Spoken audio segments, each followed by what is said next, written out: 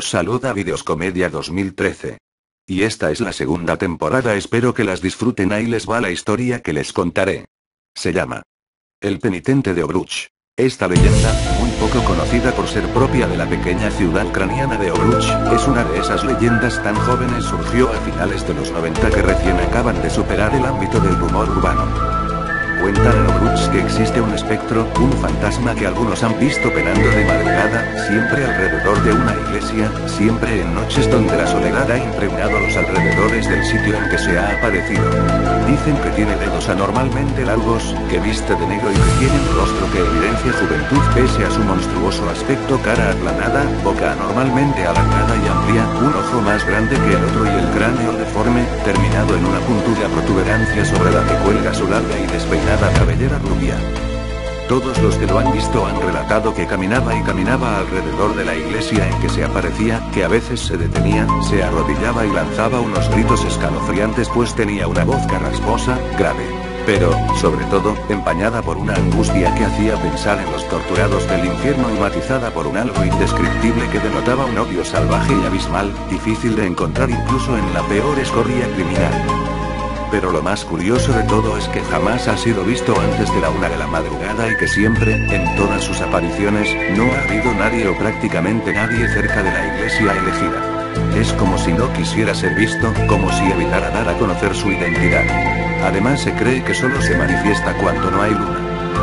Quienes han tenido el valor de acercarse le han contado que el espectro salía de su abstracción. Todos dicen que siempre estaba como absorto en sus pensamientos, que se volteaba, rugía potentemente, se tiraba al suelo delante del testigo, miraba hacia arriba con gesto agonizante y, después de que sus ojos se volvían completamente negros, su cuerpo translúcido se llenaba de fuego y el espectro desaparecía entre alaridos de dolor.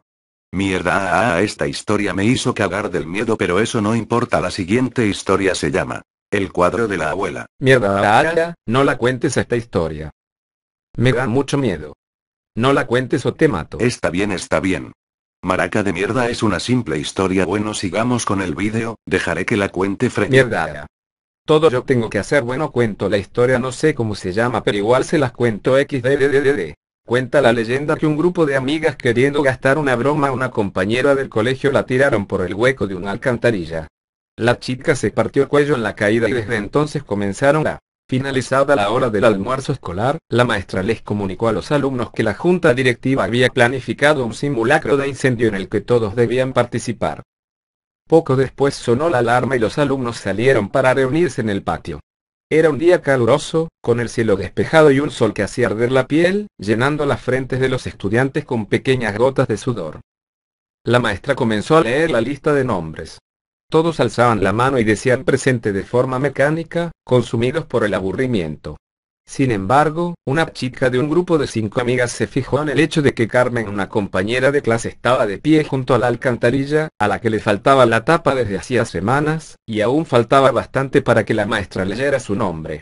Sus ojos brillaron.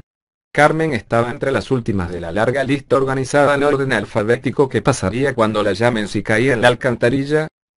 Carmen está en la alcantarilla. Podrían corear y entonces todos reirían a carcajadas y la pobre Carmen sería el hazme reír. Quién sabe, incluso podrían terminar por bautizarla como la chica de la alcantarilla.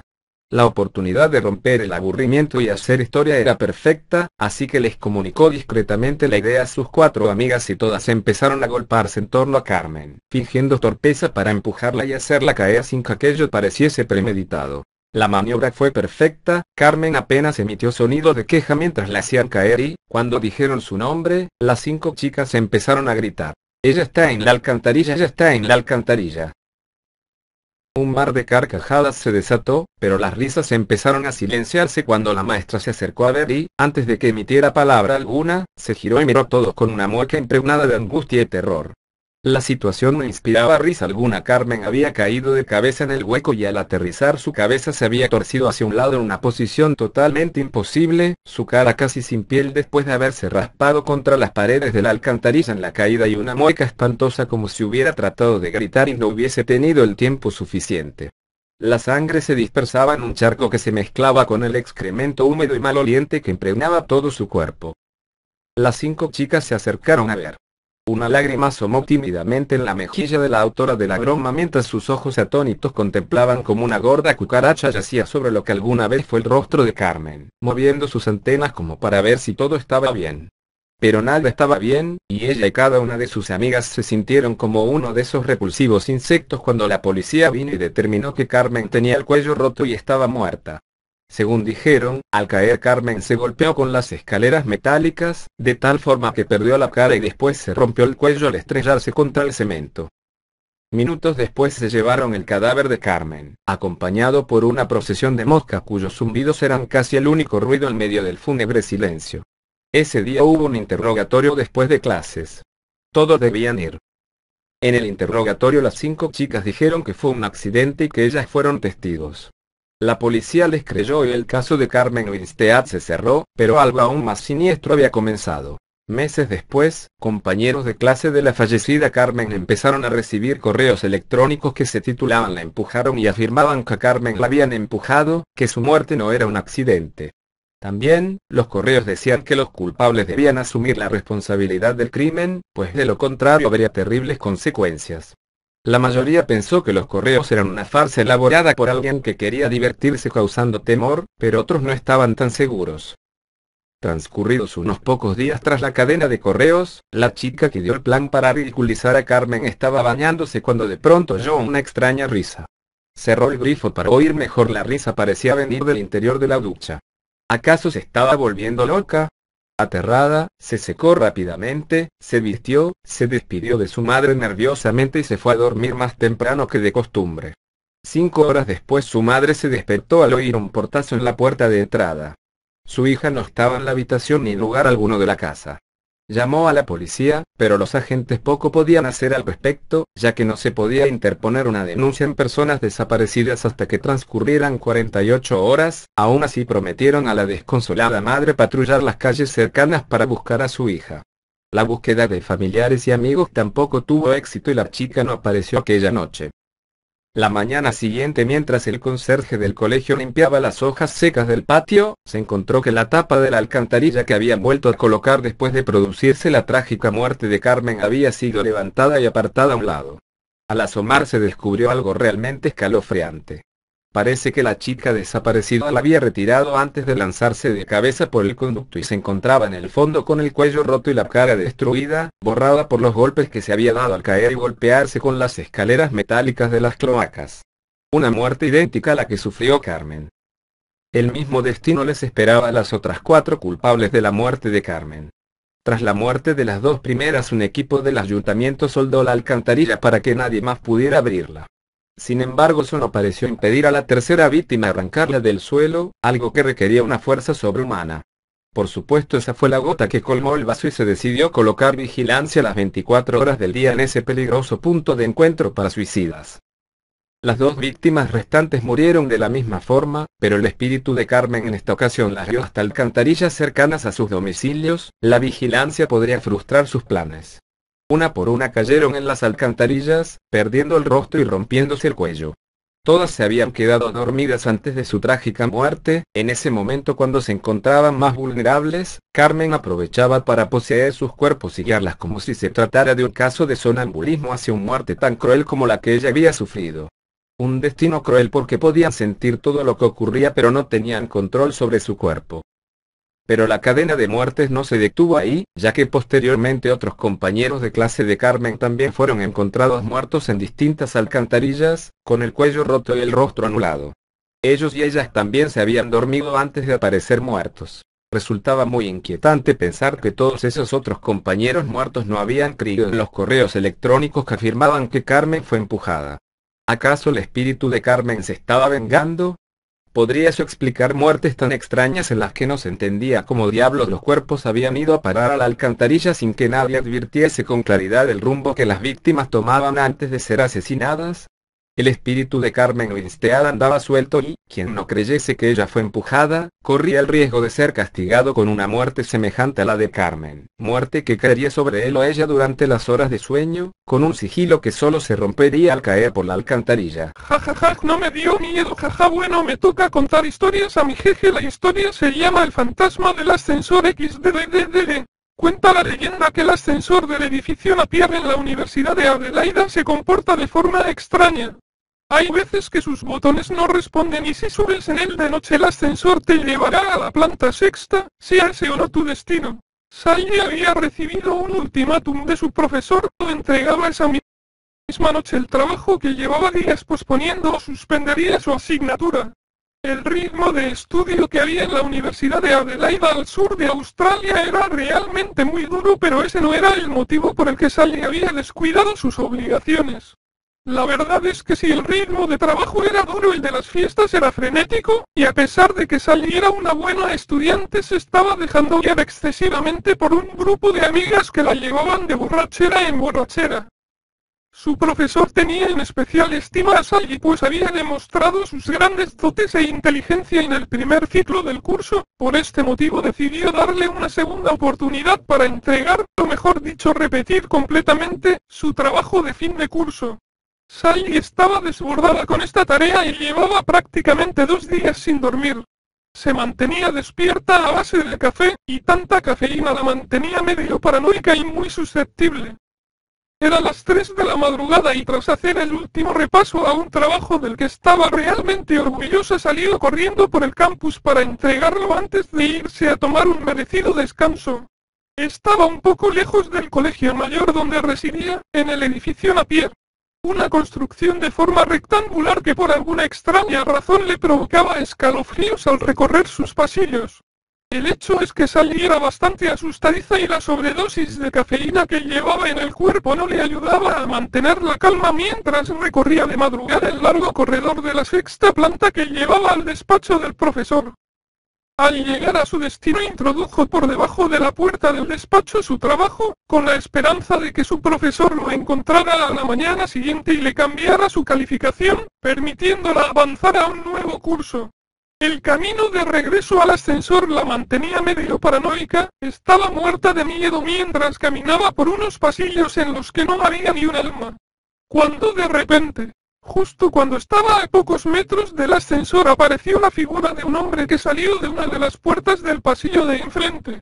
El hombre con la cara totalmente desencajada avanzaba con un brazo sobre su pecho y otro extendido hacia ella, sus ojos abiertos como platos y una mueca atroz provocaron en Sally tanto miedo que ésta corrió hacia el ascensor y empezó a aporrear los botones como si con este gesto pudiera acelerar la llegada del elevador. Cuando parecía que el hombre la iba a alcanzar y Sally estaba a punto de salir corriendo en dirección contraria a un camino que bien sabía no la llevaría a ningún lado pues no tenía salida, sonó el timbre del ascensor. De un salto se introdujo en su interior y marcó la planta baja mientras aporreaba el botón que cerraba las puertas, como si de una película de acción se tratase. El ascensor se cerró medio segundo antes de que el hombre pudiera sujetar sus puertas y Sally escuchó cómo golpeaba débilmente el metal que se había cerrado frente a él. Sally no había corrido tanto en su vida, a gran velocidad cruzó el campus y cerró con llave la puerta de su cuarto. A pesar de su estado de nerviosismo, el cansancio causado por la inesperada carrera y el hecho de que llevara 2 días sin dormir provocaron que se derrumbara en la cama y cayera profundamente dormida. Al día siguiente Sally despertó de mejor humor, recordaba el suceso de la noche anterior pero no le quiso dar mayor importancia. Miró la hora y tras ducharse se dispuso a regresar nuevamente al despacho de su profesor para tratar con él la posibilidad de aprobar la asignatura. Estaba casi segura de que cuando viera su excelente trabajo no dudaría en subirle la nota. Mientras avanzaba por el campus pudo observar un tumulto de gente que se agolpaba junto al edificio Napier, en el que había sufrido el incidente la noche anterior. Al llegar a la zona vio un par de coches patrulla de la policía, una furgoneta y una ambulancia que parecía empezar a abandonar el lugar. Uno de los amigos de Sally le explicó lo sucedido. Parece que esta noche ha muerto el conserje del edificio. El hombre ha sufrido un ataque al corazón y como no había nadie para ayudarle ha muerto mientras trataba de subir al ascensor. Una señora de la limpieza casi se muere del susto cuando al abrir las puertas de la sexta planta su cadáver se ha desplomado a sus pies. Parece que intentó subirse pero este nunca llegó a tiempo y murió apoyado en sus puertas. Sally se quedó muda, inmediatamente comprendió que aquel hombre que la había asustado la noche anterior no hacía más que pedirle ayuda. Con su último aliento trataba de llegar a ella para que le ayudara, pero ella en su ataque de pánico le había cerrado las puertas en sus narices, acabando de esta forma con su única posibilidad de sobrevivir. Estaba asustada y pensativa cuando sintió una mano sobre su hombro. «Buenos días, Sally», dijo su profesor. «Espero que no vengas a entregarme el trabajo a estas horas, te dejé bien claro que anoche se cerraba el plazo». «Buenos días, disculpe que no le hubiera visto. Anoche introduje bajo su puerta el trabajo y precisamente venía ahora para preguntarle qué le había parecido». «¿Por la noche? ¿Y no viste nada raro? Al parecer han encontrado al conserje muerto en la misma planta en la que está mi despacho. La verdad es que cuando yo fui todo estaba vacío y no vi a nadie», dijo Sally con una fingida sonrisa. «Bueno, parece que esta mañana nadie va a poder entrar en las instalaciones, por lo menos hasta que levanten el cadáver, así que si te parece bien podemos quedar esta tarde a partir de las 7 en mi despacho para revisar tu trabajo. Antes, me temo que me será imposible, este triste incidente me ha retrasado mucho en mis obligaciones». Sally asintió a su profesor y se dirigió a la cafetería del campus para desayunar algo. Andaba atontada, como un zombi, su cabeza no paraba de dar vueltas al suceso de la noche anterior. ¿Podría haber salvado la vida de aquel hombre si le hubiera ayudado? ¿Cómo podía haber mentido tan descaradamente al preguntarle a su profesor si había visto algo extraño? Durante el resto del día se reunió con sus amigas para tratar de despejar la mente y olvidar el suceso. Hasta que llegó la tarde. Faltaban escasos minutos para la cita que tenía con su profesor y Sally se encontraba frente al edificio. Los recuerdos nuevamente se agolparon en su mente, más cuando las puertas del ascensor se abrieron frente a ella. Esperó un par de minutos deseando que alguien más tuviera que tomar su mismo camino para subir acompañada, pero el edificio nuevamente estaba vacío. Presionó el botón de la sexta planta y observó cómo se cerraban las puertas, un movimiento familiar que le hizo revivir su suceso de la noche anterior. Instantes después de comenzar a moverse el ascensor, Sally sintió un escalofrío recorrer su espalda, súbitamente su respiración pareció convertirse en humo, como cuando el aliento es exhalado en una fría noche de invierno. Trató de apoyar su espalda en la pared pero le temblaban tanto las piernas que no podía moverse y entonces lo vio. Reflejado en el metal de la puerta una silueta de hombre parecía acercarse detrás de ella, temblando comenzó a girar la cabeza y por el rabillo del ojo pudo ver una sombra. Justo en ese momento el ascensor se detuvo súbitamente y las luces se apagaron. Sally sintió tanto miedo que no aguantó la presión y se desmayó. Minutos después una voz conocida la despertó, era un compañero de la universidad que la encontró tumbada en el suelo del ascensor. La ayudó a salir del edificio y la llevó a enfermería donde le diagnosticaron un fuerte estado de shock. Sally nunca más volvería a ser la misma, se volvió retraída y pensativa, abandonó los estudios pues no soportaba la idea de seguir en el campus. Pero nunca reveló su culpa en lo sucedido. Dicen que desde entonces ese ascensor tiene un comportamiento extraño, sus botones parecen no responder correctamente y es común que los que suben en él por la noche acaben en la sexta planta aunque no fuera ese su destino. Muchos otros han relatado cómo sentían descender la temperatura rápidamente o cómo han visto fugazmente por el rabillo del ojo una sombra que nunca estaba cuando se giraban a ver qué sucedía.